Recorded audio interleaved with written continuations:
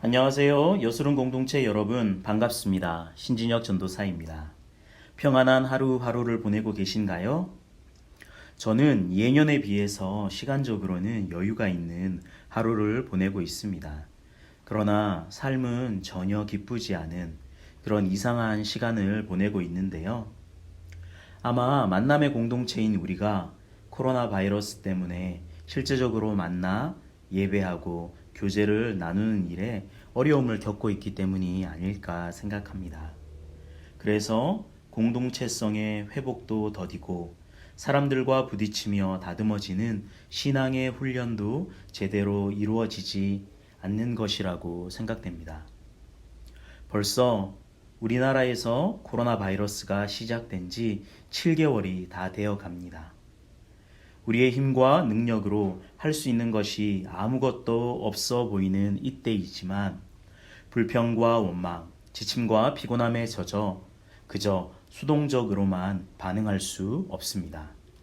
영적인 무기력함을 떨치고 다시 일어나 여러 사역으로 분주했던, 그래서 하나님으로부터 도리어 멀어져 있었던 지난 날들의 아쉬움을 코로나가 우리에게 가져다 준 새로운 상황과 환경 속에서 채워가야 합니다.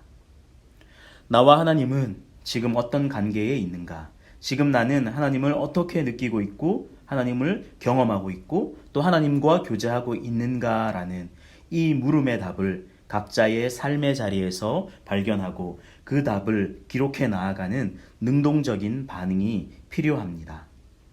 물론 쉽지 않습니다. 그러나 지금이 기회입니다. 우리의 영적 내실을 탄탄하게 다지는 기회. 상황과 환경이 아닌 하나님 한 분만을 인하여 만족하고 기뻐하며 예배할 수 있는 온전한 믿음을 우리 영혼에 채워가는 복된 기회가 바로 지금이라고 생각합니다. 사랑하는 여수른 여러분, 힘을 내십시오. 성령 충만하십시오. 그리고 주님을 사모하십시오. 여수름 팟캐스트와 함께 하나님을 더욱 깊이 있게 알아가는 복된 시간이 되길 축복하며 여수름 팟캐스트 사무엘상 29장 지금 시작합니다. 사무엘상 전체에서 성경 기자는 누가 하나님의 마음에 맞는 이스라엘의 왕인가 하는 문제를 질문하고 답합니다. 그 이스라엘 왕을 세워줄 사무엘의 출생과 성장, 선지자와 제사장으로서의 역할이 먼저 나온 후 사울과 다윗이 등장합니다. 먼저는 사울이 왕으로 세워지고 이어 그가 하나님의 뜻에 합당한 사람이 아니라는 것을 성경은 보여줍니다. 그리고 하나님께서 다윗을 택하시면서 사람이 택한 왕이었던 사울과 하나님이 택한 왕이었던 다윗을 비교해 나아가기 시작합니다. 사무엘상 후반부에서는 사울이 어떻게 쇠락해 가며 반대로 다윗이 어떻게 점점 왕으로 부상되어지는지를 보여주고 있습니다. 오늘의 본문은 그 결말을 보여주는 대목입니다. 사무엘상 29장은 크게 두 부분으로 나눌 수 있습니다. 먼저는 1절에서 5절, 그리고 6절에서 11절입니다. 1절을 보겠습니다. 망명객 다윗이 할 수 없이 블레셋과 함께 조국 이스라엘의 군대와 전쟁을 하기 위해서 출정하는 장면부터 시작됩니다. 참 아이러니하죠? 향후 이스라엘의 왕이 될 인물이 조국의 군대와 전쟁을 하기 위해 출정할 수밖에 없는 상황이 연출된 것입니다. 블레셋은 하나의 국가가 아니었습니다. 5개 부족이 모여서 하나의 연합체를 이루고 있었습니다. 일종의 연방제도 국가였습니다. 5 방백이 다스리고 있었는데 그 중에 대표격이 가드왕 아기스였습니다. 그리고 다윗은 1절에 보니 그 가드왕 아기스 휘하에 들어가서 시글락이라는 동네에서 망명 생활을 하고 있었습니다. 그리고 그 와중에 블레셋과 이스라엘 사이에 전쟁이 벌어졌고 아기스의 참전 요청에 의해 다윗이 불려나가기 시작합니다. 그렇게 1절을 시작으로 사무엘상 28장 2절에서 멈추었던 이야기가 다시 시작됩니다. 아기스 왕 뒤에 나타난 다윗과 다윗의 군대를 보고 블레셋 방백들은 기겁을 합니다. 왕이 무엇에 홀렸거나 전쟁이 나간 것이라고 생각했습니다. 그들은 다윗이 어떤 사람인데 전쟁에, 그것도 다윗의 조국이었던 이스라엘과의 전쟁에 그를 참여시키려 하느냐고 문제를 제기합니다. 그들은 비록 지금 다윗이 방랑객이 되어 떠돌아다닐지 몰라도 과거에는 사울의 용맹을 몇 배나 능가하는 용맹스러운 장군이었다라는 사실을 잘 알고 있었습니다. 그들은 전쟁 도중에 이런 사람이 블레셋 군을 대적하기로 결정하면 도리어 치명타를 입을 수 있다고 우려했습니다. 그들은 실제로 블레셋 진영에 섞여 있었던 이스라엘 사람들이 반란을 일으키는 바람에 큰 낭패를 본 경험이 있습니다. 사무엘상 14장 21절에 있죠. 이처럼 블레셋 방백들은 자신들의 주장을 증명하기 위해 오래전에 블레셋의 장군 골리앗을 죽이고 다윗이 개선할 때 이스라엘의 여인들이 부르던 노래를 불렀습니다. 사울의 죽인 자는 천천히요 다윗은 만만히로다. 그들은 자신도 모르게 다윗의 용맹을 극찬하고 있는 거죠. 또한 다윗과 사울은 주종 관계에 있으니 다윗이 주인인 사울의 환심을 사서 삐뚤어진 관계를 회복하려 한다면 이 전쟁은 그에게 결정적인 기회가 될 것이라고 4절에서 주장합니다. 그들이 다윗과 사울의 관계가 지금 어떤 상황에 처해 있는지 잘 모르고 한 말이지만 충분히 납득할 만한 논리가 있는 말이었습니다. 아기스 왕은 다윗이 자신에게 망명해 온 날로부터 이때까지 내가 1년 이상 그를 지켜보았지만 다윗에게서 아무런 문제를 발견하지 못했다고 3절에서 이야기하며 다윗의 결백함을 변호합니다. 하지만 이는 도리어 다섯 왕들의 심기를 건드릴 뿐이었습니다. 그래서 블레셋 군대가 전쟁도 하기 전에 해체할 위험에 이르자 아기스가 어쩔 수 없이 양보합니다. 여기까지가 5절의 내용이었습니다. 이어 6절에서 11절의 내용입니다. 방백들의 의견을 수용하기로 결정한 아기스 왕이 다윗을 부릅니다. 그리고 용건을 꺼내기 전에 아기스는 다윗의 의롭고 신실함을 여호와의 이름으로 확신한다라고 6절에서 이야기하고 있습니다. 아기스는 다윗에게 이번 전쟁에 다윗을 꼭 참여시키고 싶지만 방백들이 극구 반대를 하니 그들의 불편한 심기를 건드리지 말고 조용히 시글락으로 돌아가 달라고 부탁합니다. 이 순간 다윗의 마음은 아마 신이나 달나라에 가 있었을 것입니다. 대화가 진행되는 동안 다윗은 하나님께 감사했을 것입니다. 그러나 겉으로는 전혀 내색하지 않고 억울하다는 듯이 아기스에게 하소연을 하고 있습니다. 왕이시여, 내가 무엇을 잘못했기에 이런 대접을 받아야 합니까? 8절의 이야기이죠. 이것을 보면 다윗은 참으로 포커페이스의 대가 같습니다. 연기력에 있어서는 아마 아카데미 상을 받아도 무방할 만큼 연기를 잘했던 것 같습니다.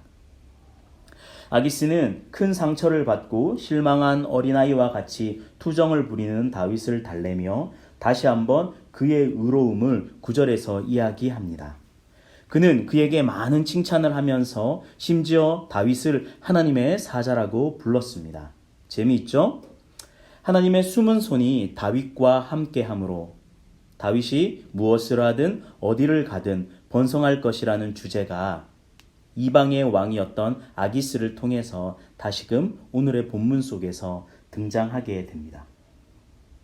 이에 다윗은 못 이긴 채 하고 아기스가 명령한 대로 새벽에 시글락으로 돌아가게 됩니다.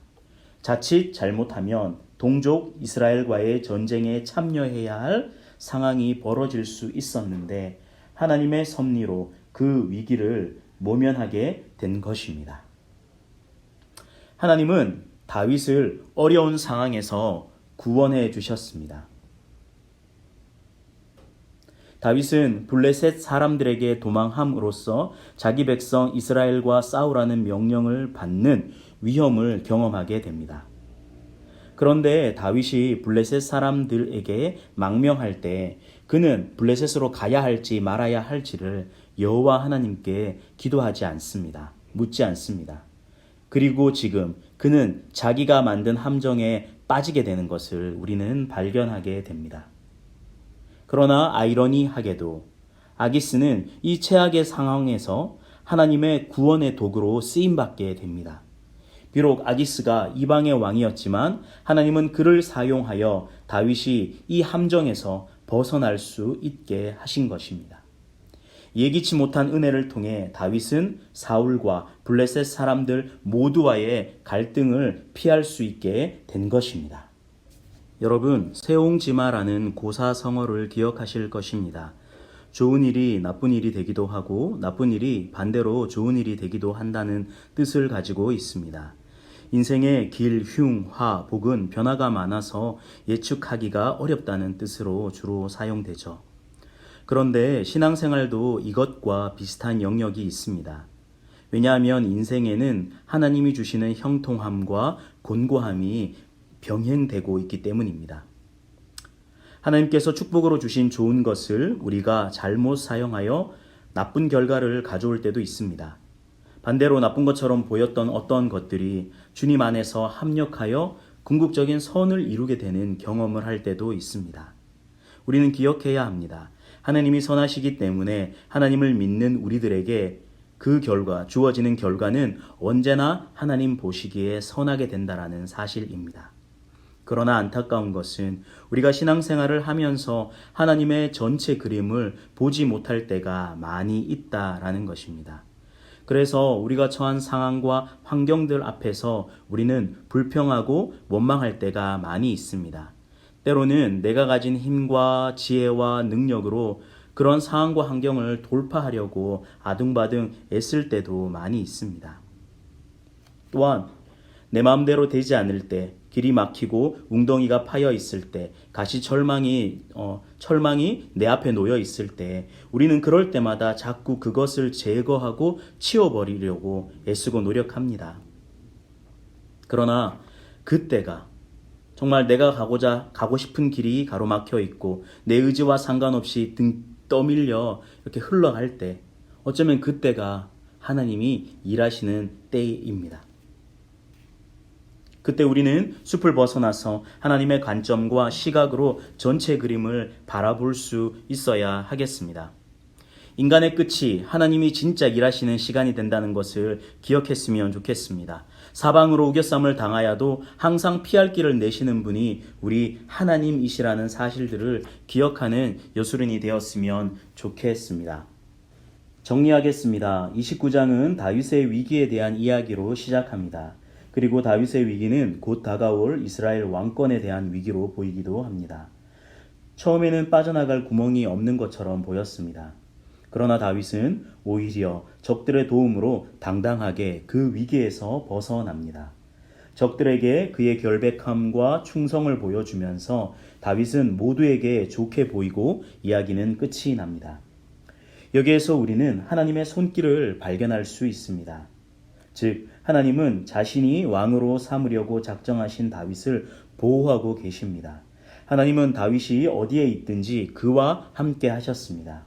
심지어는 적국인 블레셋 안에서도 하나님은 여전히 다윗과 동행하셨습니다.